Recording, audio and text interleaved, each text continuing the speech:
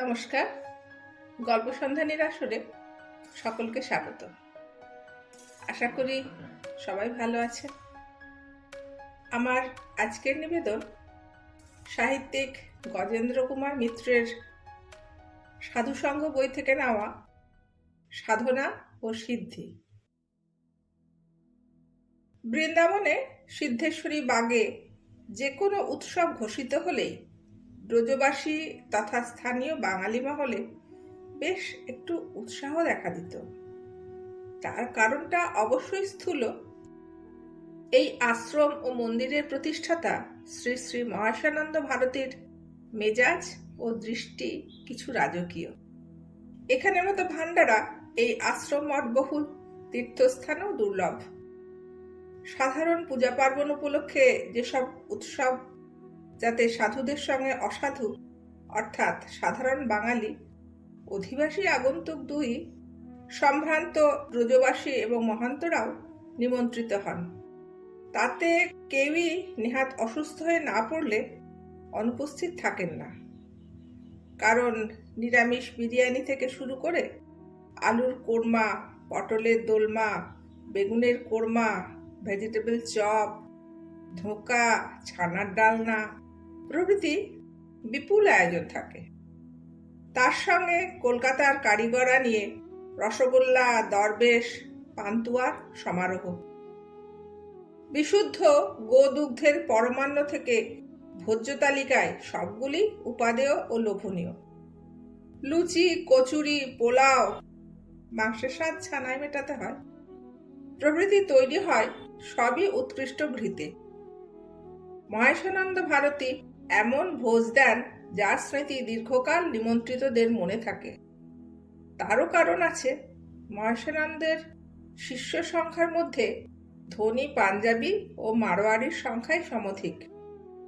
আর তার কারণ মহেশানন্দ সাধক হিসেবে ছোট কি বড় তা আমাদের জানার উপায় নেই। যত বিখ্যাতই হন, চিকিৎসক হিসেবে বোধ হয় আরও বিখ্যাত। হোমিওপ্যাথি কিছু টোটকা এবং আয়ুর্বেদিক ঔষধের গুণাগুণ তার কণ্ঠস্থ। এত বড় তীর্থে 12 মাসে 13 পার্বণ যেখানে লেগেই আছে, বিশেষ হোলি, ঝুলন, অন্নকূটে অসংখ্য যাত্রী সমাগম সেখানে অনিবার্য। আর এত লোকের মধ্যে কিছু মানুষ অসুস্থ হয়ে পড়বেনি। বিশেষ ধনীদেরই মহামারীর আতঙ্ক বেশি। সেক্ষেত্রে লোক পরম্পরায় মহেশানন্দের আশ্চর্য শক্তির কথা শুনে তার কাছেই ওরা ছুটে আসবে, এও স্বাভাবিক। আর যার একমাত্র পুত্র কি দুলালী কন্যা ভয়াবহ ব্যাধি, এদের ব্যাধি মাত্রেই ভয়াবহ বোধ হয় বাবা মায়ের কাছে, থেকে পরিত্রাণ পায়, সে চিরদিনের জন্য মহাত্মার পায়ে বিকিয়ে থাকবে, এও জানা কথা। এরা এখানে উৎসব কি ভান্ডারার সংবাদ পেলে মোটা অঙ্কের টাকা, ঝুড়ি ঝুড়ি ফল বা অসময়ের সবজি, টিন টিন যথাসম্ভব বিশুদ্ধ ঘি পাঠিয়ে দেন। সারা রাত্রি লরি চালিয়ে খাঁটি দুধ আসে বড় বড় ড্রাম ভর্তি হয়ে। কাজেই রাজকীয় সমারোহের মাছ মাংসের ব্যবস্থা থাকলে বলা যেত বাদশাহী। কোনো অসুবিধাই হয় না এই আশ্রমে। অষ্টভুজার সুবর্ণময়ী মা সিদ্ধেশ্বরীকে প্রতিদিন যে ভোগ নিবেদন করা হয় তাও বলতে গেলে রাজভোগ। সুতরাং উৎসবের দিনে আয়োজনটা সেই অনুপাতেই বৃহত্তর হবে বইকি। তবে আমরা যে দিনের কথা বলছি সেদিনের উৎসব উপলক্ষটা বিশেষের মধ্যেও বিশেষ, বিশেষতম। শ্রী শ্রী 108 মহেশানন্দ ভারতী এই অঙ্কটা এখন থেকেই চালু করা হলো। কদিন আগে সিদ্ধি লাভ করেছেন। সাধক যেমনই হই, সিদ্ধি লাভ বড় সোজা কথা নয় বাবা। যারা দুম করে বলে বসে তাদের সিদ্ধি হয়েছে, তারা কি বলবো বলা উচিত নয়, হয়তো মিছে কথা বলে। সিদ্ধি অর্থে ইষ্টের সঙ্গে ব্রহ্মের সঙ্গে একাত্মতা। সে কি যার তার পক্ষে সম্ভব? জিনিসটা এত সোজা নয় বাবা সকল। এই তো দেখছো, এতদিন ধরে এই কর্ম করছি, 18 বছরে সন্ন্যাস নিয়েছি, জটা, গোঁফ, দাড়ি পেকে সাদা হয়ে গেল। গুরুর কৃপায় অসংখ্য শিষ্য একে আশ্রয় করেছে। আমি যদি মিছে কথা বলে নিজেকে সিদ্ধ বলে বানাতুম, কেউ সন্দেহ করত? না বাবারা, মিথ্যা সম্মানে আমার বড় ঘৃণা, ও আমি পারবো না। আমার ব্রাহ্মণ শরীর, কুলীন ব্রাহ্মণের সন্তান ছিলুম পূর্ব শরীরে। মিছে কথা মুখে এখনো আটকায়। এরপর আর সিদ্ধি সম্বন্ধে সংশয় থাকবে কেন? আর এই কঠিন সাফল্যের কথাটা লোক পরম্পরায়, ডাকযোগেও ছড়িয়ে পড়ায় শিষ্যরা এক বিরাট উৎসব করবেন। এ তো 2 আর 2 এর যোগফল 4-এর মতোই স্বতঃসিদ্ধ। আয়োজকও অনেক। 3 দিন ব্যাপী উৎসব। বড় বড় পণ্ডিত আসবেন, বিহার, বঙ্গ, আসাম, উত্তরপ্রদেশের নামি নামি পণ্ডিত। বড় বড় মণ্ডলেশ্বর সন্ন্যাসী, তারা বক্তৃতা করবেন ধর্ম, ধর্মাচরণ, সাধনা ইত্যাদি সম্বন্ধে। কেউ বা গীতা ও শ্রীমদ্ ভাগবতের নতুন ব্যাখ্যা করবেন। এইসব পাঠ ও বক্তৃতার মধ্যে উচ্চ দক্ষিণা ও উত্তম বিদায়ের কৃতজ্ঞতায় নিশ্চয়ই তাদের গুরুরও কিছু প্রশংসা করবেন। গুরুর গৌরবের প্রচারে শিষ্যদের অকাতর অর্থ ব্যয় সার্থক হয়ে উঠবে। উচ্চকোটির সাধক না হলে এত সংখ্যক ধনী শিষ্য সম্ভবে না, তা সাধু পণ্ডিত সকলেই বোঝেন। যথার্থ জ্ঞানী লোক তারা, সংসারের স্থূল ও প্রত্যক্ষ সত্যগুলো নিশ্চয়ই অজানা নেই। এসব গতানুগতিক কর্মসূচি ছাড়াও কিছু ব্যবস্থা ছিল। এত বড় গুরুর উপযুক্ত অসামান্য কর্মতালিকা। গুরুদেবের নামে একটি আধুনিক হাসপাতালের প্রতিষ্ঠা করা হবে এই দিনটাকে চিহ্নিত করতে। ওকে তুলাদণ্ডে বসিয়ে সমপরিমাণ স্বর্ণ সংগৃহীত হবে। তাতেই অনায়াসে একটা হাসপাতালের প্রাথমিক কার্য শুরু করা যেতে পারবে। শিষ্যদের ইচ্ছা ছিল স্বয়ং মহেশানন্দজি এই সিদ্ধেশ্বরী সেবায়তনের ভিত্তিপ্রস্তর স্থান করেন। ওর নামেই হাসপাতালের নামকরণের ইচ্ছা ছিল। গুরুজি দেবীর নাম প্রস্তাব করেছেন, তাতেও তিনি আপত্তি করেছেন। অন্যথায় উত্তরপ্রদেশের পূর্তমন্ত্রীর নাম প্রস্তাবিত হয়েছিল। ভবনটি নির্মাণে কিছু আনুকূল্য পাওয়া যেত, সেটাও ওর মনোপুত হয়নি। হরিদ্বার থেকে এক অতি বৃদ্ধ মহামণ্ডলেশ্বর আসছেন, তাকে দিয়ে ভিত্তি প্রতিষ্ঠা করানো হবে। শিষ্যরা কেউ কেউ প্রথমটা এই আদেশ বা নির্দেশে কিছু ক্ষুণ্ণ হয়েছিলেন। পরে বুঝেছেন যে এতে করে তাদের গুরুর মহিমাই অধিকতর বৃদ্ধি পাবে। সব আয়োজনই প্রস্তুত। শিষ্যরা তুলাদানে কে কি অলংকার দেবেন তা নিয়ে আলোচনা, বিজ্ঞাপন ও প্রতিযোগিতা শেষ করে ফেলেছেন। ওয়াগান ও লরি বোঝাই করে এই বিপুল উৎসবের উপকরণ এসে পৌঁছে গেছেও অনেক। এমন সময় এই বিঘ্ন। প্রথমে তো বোঝা যায়নি। কে একটি ঘোর কৃষ্ণবর্ণ জটাধারী সন্ন্যাসী এসে, পরে শোনা গিয়েছিল ইনি দুর্গম তুষারাবৃত অঞ্চলে শীত বর্ষা সকলকালেই একেবারে উন্মুক্ত স্থানে সূর্যোদয় থেকে সূর্যাস্ত পর্যন্ত দাঁড়িয়ে তপস্যা করেন বলেই গায়ের চামড়ার এই অবস্থা। উপস্থিত হলেন। তাঁর হাতে ভূর্জপত্রে লেখা একটি পত্র, গৈরিক বস্ত্রাংশ জড়ানো।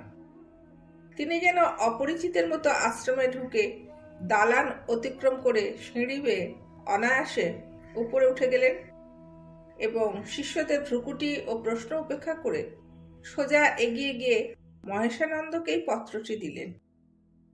এই ঘটনায় গুরুজির মুখে পর্যায়ক্রমে যে ভাবান্তর ও বর্ণান্তর ঘটতে লাগলো তা অনেক শিষ্যই লক্ষ্য করেছেন। প্রথমটা বিস্ময়ব্যঞ্জক ভ্রুকুটি, তারপরে আবরণ মুক্ত করে পত্রের প্রায় দুর্বোধ্য হস্তাক্ষর দেখেই তাড়াতাড়ি উঠে দাঁড়িয়ে চিঠিটি মাথায় ঠেকে প্রায় অস্ফুট কণ্ঠে বললেন, আমার গুরুদেবের চিঠি। কি ব্যাপার? এতকাল পরে হঠাৎ? পরম গুরু যে একজন আছেন তাই কেউ ভাবেনি। তিনি যে এখনো জীবিত থাকতে পারেন সে তো অবিশ্বাস্য তথ্য। তবু সকলেই সসম্ভ্রমে মাথায় হাত ঠেকালেন একবার। চিঠি খুলে পড়বার পর মহেশানন্দ যেন কতকটা ধপ করে বসে পড়লেন তার অজিনাবৃত ডানলপিলোর আসনে। মুখের বিহ্বলতা ক্রমশ পাংশুবর্ণ ধারণ করল, যেন একটু ভয়ই পেয়ে গেছেন তিনি। অথচ তার কারণটাও ঠিক জানা নেই, তাই কিছু বিহ্বলতাও। ক্রমশ অন্তরঙ্গ শিষ্যরা অনেক সংবাদই অপরদের জানালেন। পরম গুরুদেব থাকেন হিমালয়ের এক দুর্গম স্থানে। দীর্ঘকাল তার সঙ্গে কোনো যোগাযোগ নেই। এই শিষ্যটির গতিবিধি, তার সাধনা, এই আশ্রমের কার্যকলাপ, এসবের যে তিনি খবর রাখবেন তার কোনো জ্ঞাত উপায় নেই। সেখানে ডাক যায় না, এখান থেকে লোক যাতায়াতও প্রায় অসম্ভব। তবে কি পরম গুরুদেবের অলৌকিক আশ্চর্য যোগ বলেই এই সংবাদ, এই সিদ্ধিলাভের বার্তা তার কাছে পৌঁছেছে, তাই আশীর্বাদ করে বা অভিনন্দন জানিয়ে চিঠি পাঠিয়েছেন?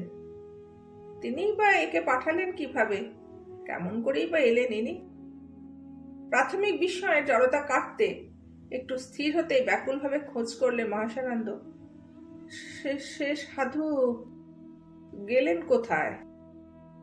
নিশ্চয়ই আমার গুরু ভাই, দুরারোহ দুর্গম পাহাড় থেকে এসেছেন, ওর বিশ্রামের প্রয়োজন। দেখো দেখো কোথায় গেলেন? কোথাও আর তাকে দেখা গেল না। কেউ কেউ বললেন সে সাধু এর হাতে চিঠি দিয়েই দ্রুত নেমে এসে আশ্রম থেকে বেরিয়ে গেছেন। কোথায় কোন দিকে গেছে কেউ তা লক্ষ্য করেনি। একজন শুধু বললে যমুনার দিকে যেতে দেখেছে। তখনই বহু লোক ছুটল যমুনা পুলিন থেকে পানিঘাট পর্যন্ত, কিন্তু ও বর্ণনায় কোনো কারুর খোঁজ কেউ দিতে পারল না। মন খারাপের এই তো যথেষ্ট কারণ। তবু গুরুর চিঠির কাছে এ কিছুই নয়। সে মর্মান্তিক, দুঃসহ। চিঠি নয়, আদেশ। তিনি সংস্কৃত ভাষাতে যা লিখেছেন তা সরল বাংলা অনুবাদ করলে এই দাঁড়ায়: শুনলাম তোমার শিষ্য শিষ্যারা তোমার সিদ্ধিলাভ উপলক্ষে উৎসব অনুষ্ঠান করছেন। এমনভাবে মিথ্যার প্রাসাদ গড়ে তুলো না, আত্মপ্রতারণা করো না। সিদ্ধিলাভে তোমার অধিকার নেই আমি জানি। এক ঘৃণ্যতম পাপ তার অন্তরায়। সে পাপের প্রায়শ্চিত্ত তুষানালের দেহত্যাগ। সে পাপের প্রায়শ্চিত্ত না হলে ব্রহ্মপ্রাপ্তি সম্ভব নয়। তুমি শিষ্যদের প্রতারিত করেছ, সেই সঙ্গে নিজেকেও। গুরু হিসাবে আমার কর্তব্য তোমার সাধনার দায়িত্ব নেওয়া। সে কর্তব্য পালনের অবকাশ না দিয়েই তুমি প্রতিষ্ঠার লোভে জনসমাজে চলে গিয়েছিলে। তবু আমি আমার কর্তব্য হিসাবে তোমাকে সতর্ক করে দিলাম। আর আমার কোনো দায়িত্ব রইল না, তোমার সঙ্গে কোনো সম্পর্কও না। বহুক্ষণ স্তম্ভিত হয়ে বসে রইলেন মহেশানন্দ। দৃষ্টিতে আকুলতা ও বিহ্বলতার এক অবর্ণনীয় সংমিশ্রণ। কিছুই বুঝতে পারছেন না তিনি এ নিদারুণ আদেশের কারণ। অনেকক্ষণ পরে শিষ্যদের সেখান থেকে চলে যাবার ইঙ্গিত করে প্রায় স্খলিত পদে নিজের সাধন কুঠির অর্থাৎ শয়নগৃহের সংলগ্ন গবাক্ষহীন ছোট্ট ঘরে প্রবেশ করে অবসন্নভাবে ব্যাঘ্রচর্মের আসনটিতে বসে পড়লেন। এ কি হলো? এখন কি করবেন তিনি? সুদীর্ঘকাল পরে জীবনের চরম সার্থকতার মুহূর্তে এ কি দুঃসহ আঘাত হানলেন গুরু। কোনো যোগাযোগ ছিল না, তবে গুরু জীবিত আছেন এখনো এটা জানতেন। শেষ যখন দেখা হয় তখন তিনি বলেছিলেন, এই দেহটা ছাড়লে খবর পাবি, সে ব্যবস্থা আমি করে যাব। জীবিত আছেন বলেই অযাচিত এই সম্পর্ক স্থাপনের, এই শাসনের অর্থ কি? সত্যিই কি এমন ঘৃণ্য পাপ করেছেন কিছু? কোনো অমার্জনীয় অপরাধ? করলেও নিশ্চয়ই করেছেন। গুরুদেব নইলে লিখবেন কেন? কি সে পাপ? কিছুই তো তেমন মনে পড়ছে না। আর তার ধারণা তার যে সিদ্ধিলাভ হয়েছে, ব্রহ্মের সঙ্গে একাত্ম হতে পেরেছেন তিনি অন্তত ক্ষণিকের জন্য, সেও মিথ্যা। সত্যিই নিজেকে প্রতারিত করেছেন। অস্থির হয়ে উঠে দাঁড়ালেন একবার, ক্লান্তভাবে প্রায় তখনই বসে পড়লেন। আজ এতকাল পরে মনে হচ্ছে শরীর তার বশীভূত নয়, অথবা বশীভূত বলেই মানসিক অবসাদের সঙ্গেই এমনভাবে অবসন্ন হয়ে পড়ছে। এ যেন কি এক কঠিন বন্ধনে কে নিষ্পেষিত করছে তাকে অদৃশ্য নাগপাশে। কোনো মতেই মুক্তি নেই ওর। গুরু যা লিখেছেন তা মিথ্যা হতে পারে না, এটুকু উনি জানেন। বাকসিদ্ধ অন্তর্যামী মহাপুরুষ। তবু নিজের পাপের কথাও তো কিছু মনে পড়ছে না, যার জন্য তুষানলে প্রায়শ্চিত্ত করতে হয়। অপরাহ্ন কেটে গেল, সন্ধ্যা নামল, ক্রমে রাত্রিও গভীর হয়ে এলো। উদ্বিগ্ন অস্থির শিষ্যের দল এক্ষেত্রে তাদের কি করণীয় বুঝতে না পেরে বারবার দ্বার প্রান্ত পর্যন্ত এসে ফিরে যাচ্ছেন। ওকে ডাকতে বা ঘরে ঢুকতে সাহস হচ্ছে না। এই বিপুল কর্মযজ্ঞ আরম্ভের আর মাত্র 2 দিন বাকি। এই সময় কি বিপদ! বহু রাত্রি পর্যন্ত সে একভাবে বসে থাকার পর সহসাই যেন অন্ধকারে পথ দেখতে পেলেন মহেশানন্দ। এত অস্থির হবার কি আছে? গুরুর স্মরণ নিলেই তো হয়। সঙ্গে সঙ্গে তিনি সেইখানে ইষ্ট ও গুরুর ছবির সামনে লুটিয়ে পড়ে প্রার্থনা জানালেন, প্রভু, তুমিই বলে দাও আমি এমন কি পাপ করেছি। আর সঙ্গে সঙ্গেই যেন বিদ্যুৎ চমকের মতো মনে পড়ে গেল কথাটা। পাপ, হ্যাঁ পাপই, ঘৃণ্য পাপ, তাতে কোনো সন্দেহ নাই। আশ্চর্য, স্মৃতিটা কেমন করে নিশ্চিহ্ন হয়ে গেছিল মন থেকে। বহুদিন, বহু বৎসর আগের কথা, অন্তত 30 বছর। তখন তার বছর 50 বয়স হবে, কিন্তু সত্যকার সাধকের মতোই জীবনযাপন করার জন্যেই সে দেহে তখনও যৌবনের শক্তি, মনে অপরিসীম উৎসাহ, তেজ, আর যা তাকে জেদ বলাই উচিত, অকারণ অপরিমাণ আত্মবিশ্বাস। তিনি যা বোঝেন তাই ঠিক, তাঁর কোনো ভুল হতে পারে না, এমনি একটা ধারণা। তখন সবে এখানের এই আশ্রম তৈরি হয়েছে, দোতলায় মাত্র 3খানি ঘর, দালানেও পাকা ছাদ হয়নি, মন্দিরও এত বড় এত বিস্তৃত করা যায়নি। অবশ্য তখনই বেশ কিছু লোক তাঁর কাছে দীক্ষা নিয়েছে, তাদের অর্থেই মন্দিরে আশ্রম গড়ে উঠছে। তার মধ্যে একটি মহিলা তাঁর বিশেষ স্নেহের পাত্রী ছিলেন। ঠিক স্নেহও নয়, এই শিষ্যাকে যেন সম্ভ্রমের চোখেই দেখতেন তিনি। কলকাতার এক বিশিষ্ট ব্রাহ্মণ পরিবারের মেয়ে, জমিদারের ঘরের বউ, বয়স তখন তার বোধ হয় মহেশানন্দর মতোই হবে, কি কয়েক বছরের ছোট। শান্ত, ভদ্র, কলেজে না পড়লেও বেশ শিক্ষিতা, ব্রত, পূজা, দান ধ্যানে অগ্রণী, উপবাস উপলক্ষের অন্ত ছিল না। স্বামী তখনও জীবিত, তৎসত্ত্বেও খানিকটা তপস্বিনী জীবনযাপন করতেন। নাম ছিল রানী। মহেশানন্দ সস্নেহে বলতেন, তোমার রানী নাম অসম্পূর্ণ মা, তুমি মহারানী। যারা সৎ, যারা ঈশ্বর বিশ্বাসী, ভগবান তাদেরই বেশি আঘাত দেন। বোধ করি সামান্য অবশিষ্ট মালিন্য পুড়িয়ে নিখাদ সোনা করে দেন ভক্তদের। রানীর একটি মাত্র মেয়ে উমা অকস্মাৎ বিধবা হলো। তারও খুব বড় ঘরে বিয়ে হয়েছিল, জমিদারের ঘরে। শুধু বিত্তই নয়, শ্বশুর পরিবার শিক্ষা ও সংস্কৃতির জন্য বিখ্যাত, বড় সব দিক দিয়ে যোগ্য, ইঞ্জিনিয়ার। পড়তে পড়তেই বিয়ে হয়েছিল, তবু শিবপুর থেকে প্রথম স্থান পেয়ে পাশ করেছিল, সেজন্য মোটা মাইনে চাকরি পেতেও দেরি হয়নি। সেই জামাই, রত্ন বলতে গেলে, মাত্র 2 দিনের অসুখে মারা গেল। অসুখ কি তা ডাক্তাররা বুঝবার আগেই চোখ বুঝল সে। তখন উমার বয়স মাত্র 26। একটি সন্তান হয়েছে সবে, কিন্তু শিশু। রানী সদ্য বিধবা মেয়েকে এনে গুরুদেবের পায়ের কাছে আছড়ে পড়লেন। এ কি হলো বাবা আমার? এ আমার কি সর্বনাশ হলো? এ দেখার আগে আমি মলুম না কেন? উচ্চাঙ্গে হাসি হেসে বলেছিলেন মহেশানন্দ, মহারানী, এও তাঁরই লীলা। বাছাই করা মানুষকেই তিনি টেনে নেন, আর ইহলোকের বন্ধন না কাটলে টেনে নেবার ভারী অসুবিধা। যাকে তাকে তিনি এ দুঃখ দেন না, যোগ্য আধার দেখেই দেন, যাতে তারা বাইরের জগতে আঘাত পেয়ে তার কাছেই ছুটে আসে আশ্রয় নিতে। রানী বললেন, বাবা, মেয়েটা কি নিয়ে থাকবে? কি করে একটু শান্তি পাবে?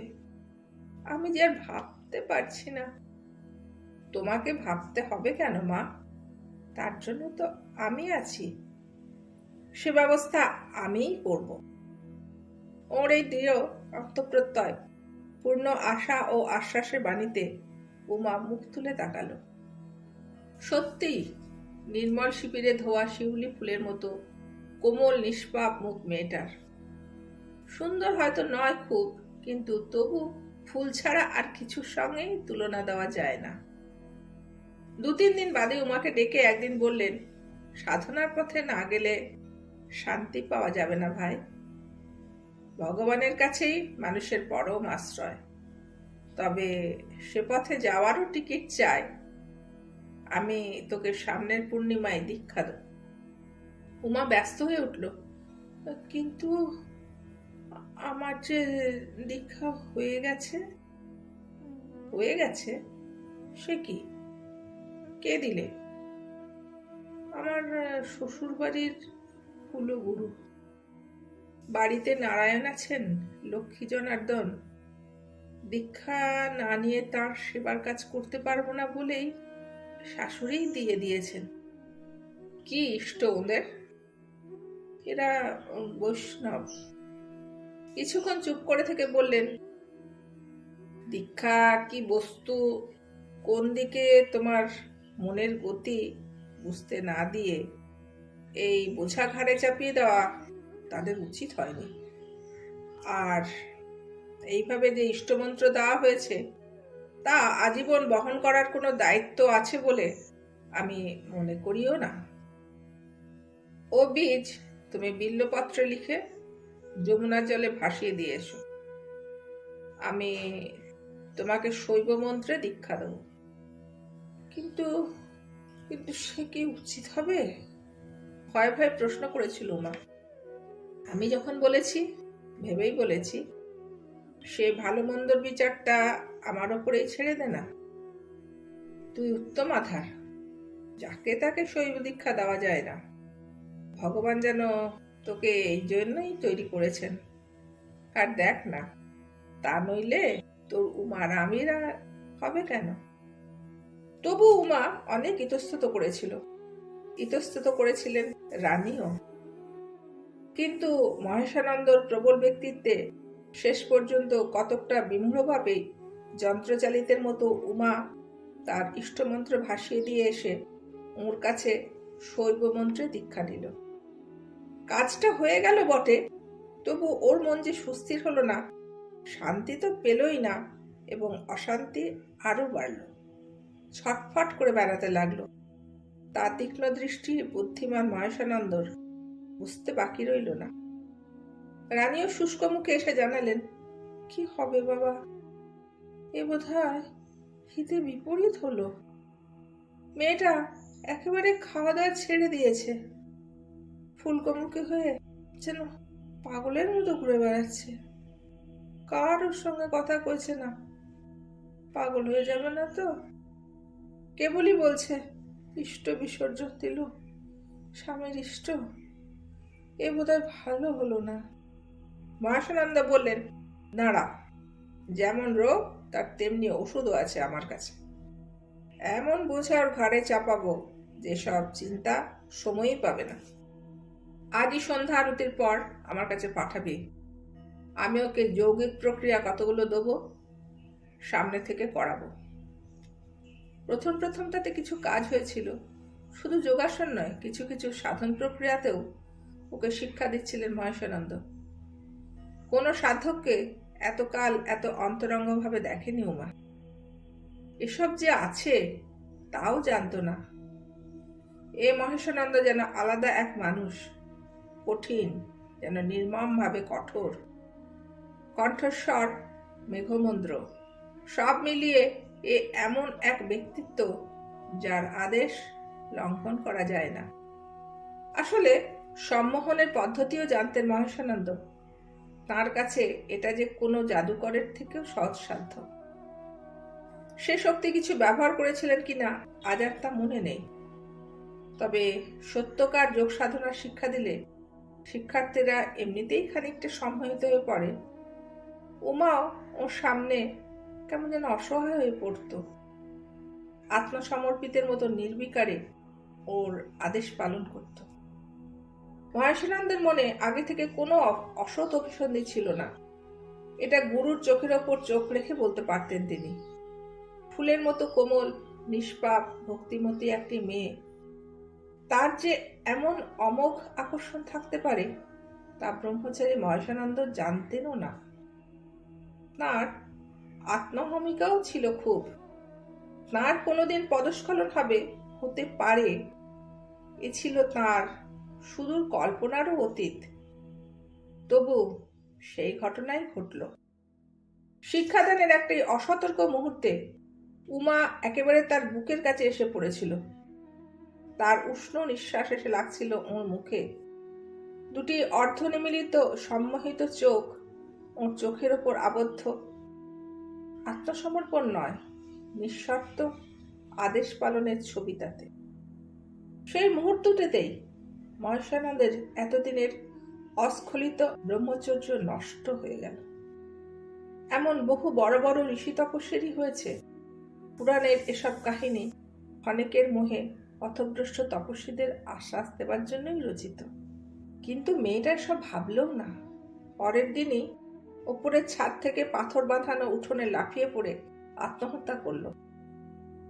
ইষ্টত্যাগের অনুশোচনাতেই পাগল হয়ে কাজ করেছে উমা, এই কথাই সকলে জানল, এমনকি তার মাও।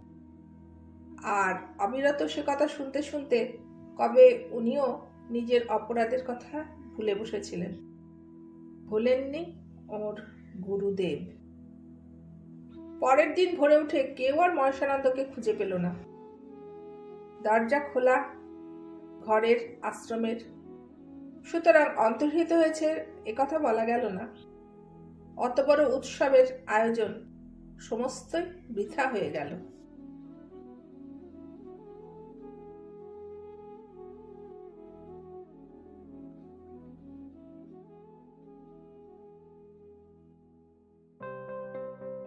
নমস্কার। আমার গল্প পাঠ যদি আপনাদের ভালো লেগে থাকে তাহলে আমার চ্যানেল গল্প সন্ধানীকে আপনারা সাবস্ক্রাইব করবেন, লাইক দেবেন, গল্প পাঠ কেমন লাগলো সে বিষয়ে মতামত দেবেন আর শেয়ার করবেন। নমস্কার।